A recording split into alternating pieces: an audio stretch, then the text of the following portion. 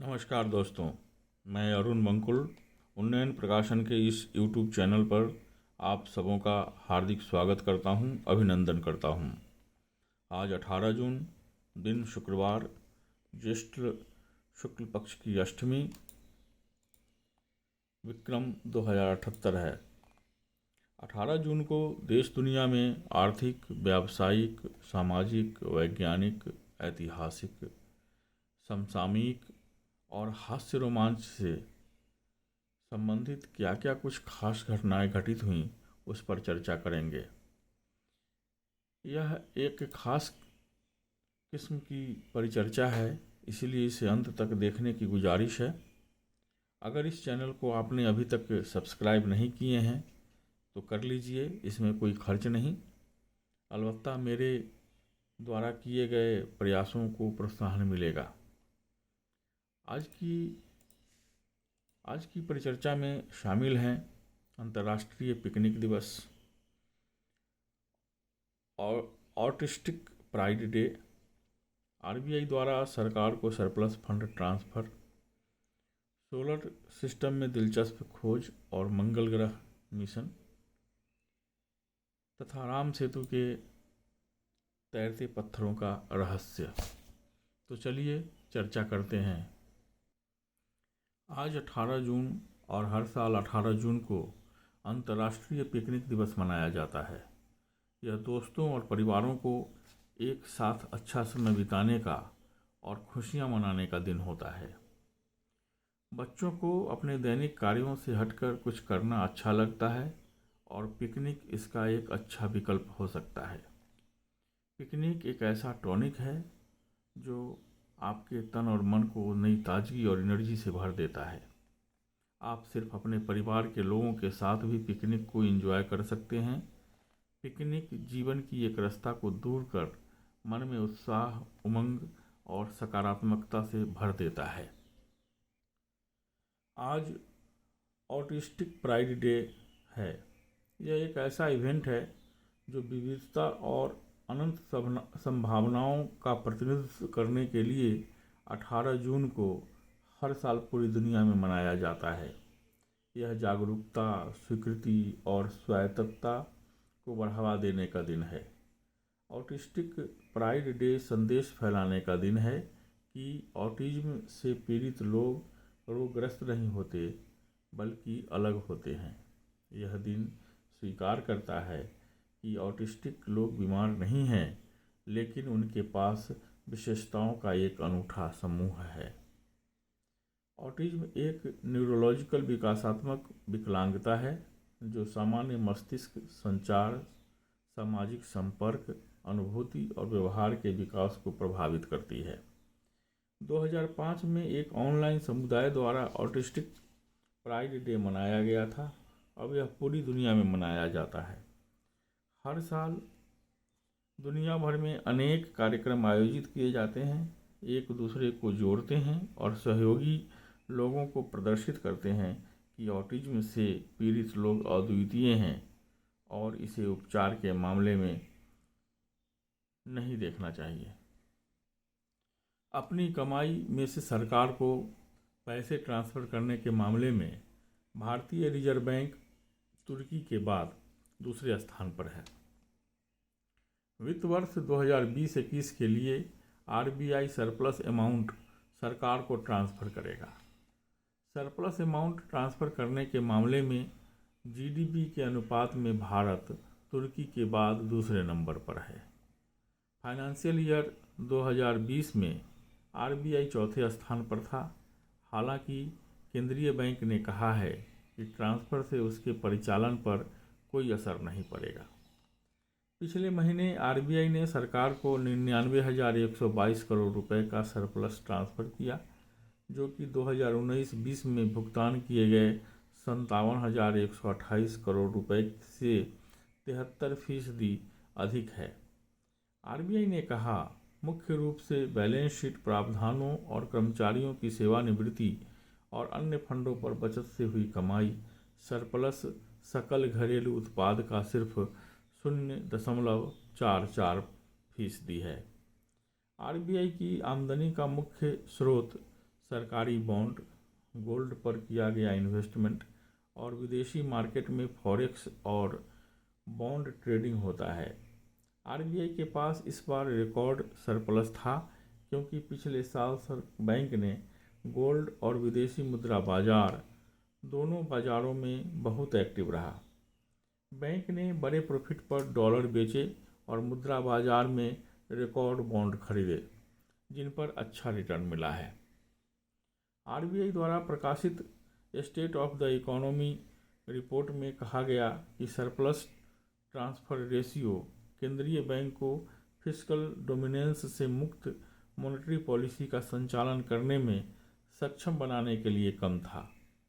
Report में कहा गया है कि जीडीपी के 0.5% और 1% के बीच की सीमा केंद्रीय बैंक को बिना किसी दबाव के मॉनेटरी पॉलिसी का फैसला लेने में मदद करता है।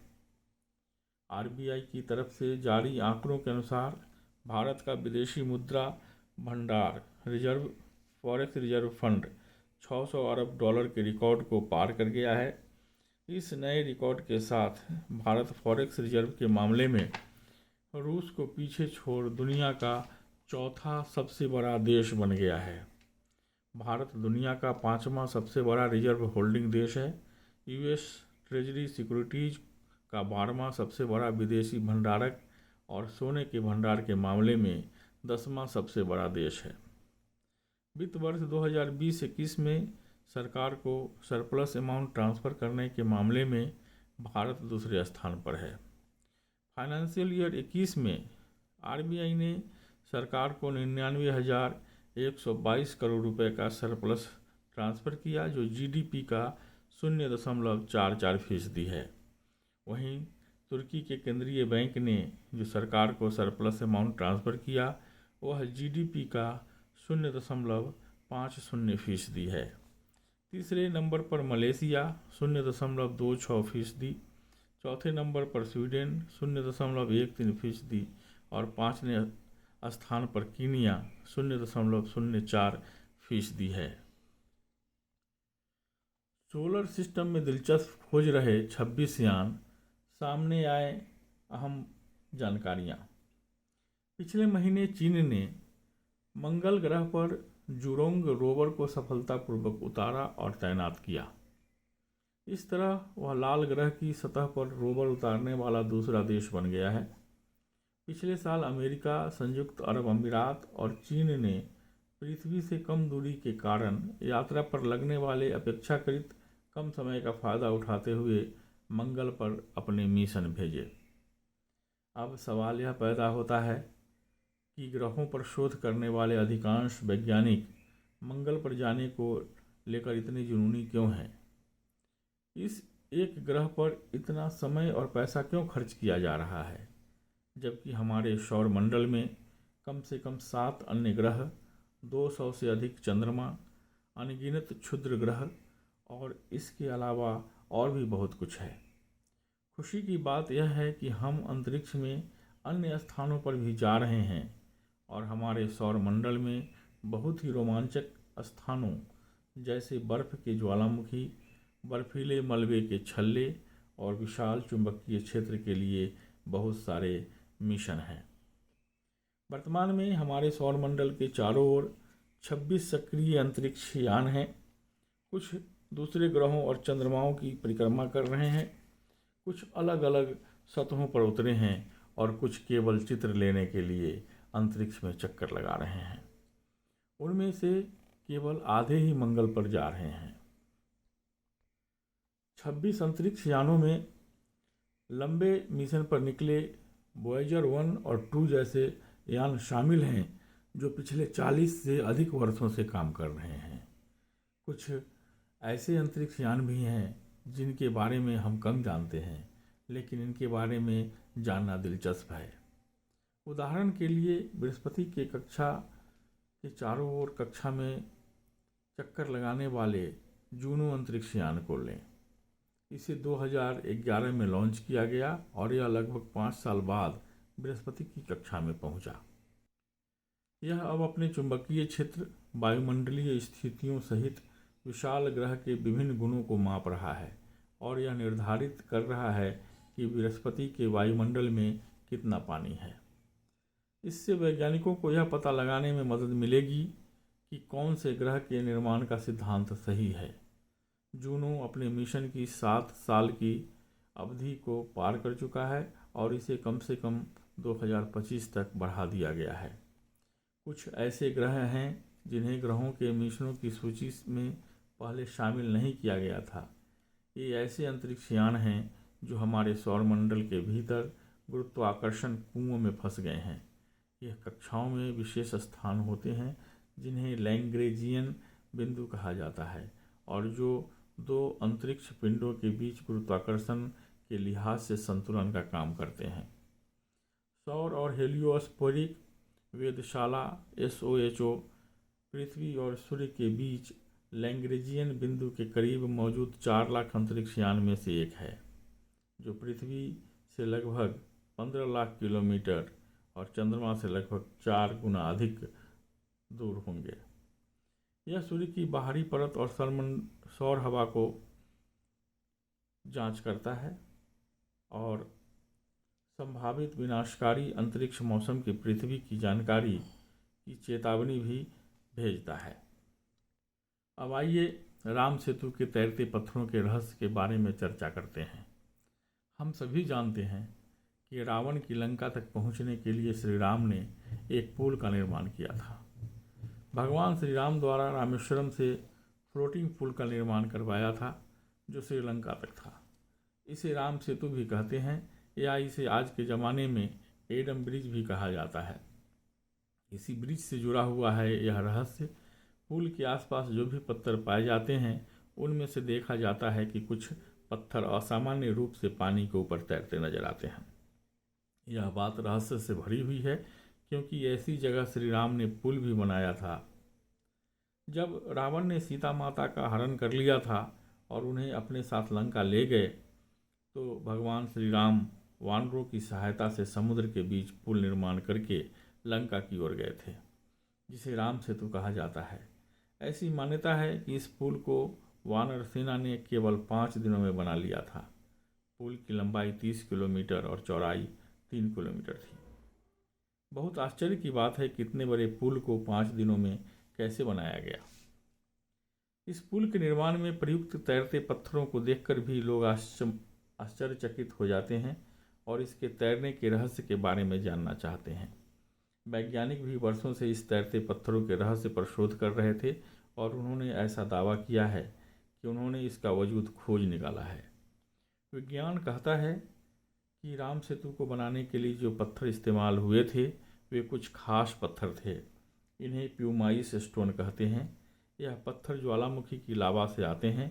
जब लावा की गर्मी और वातावरण की गर्म हवा या पानी आपस में मिलते हैं तो वह स्वयं को कण में बदल लेते हैं। इनसे कई बार पत्थर निर्मित हो जाते हैं।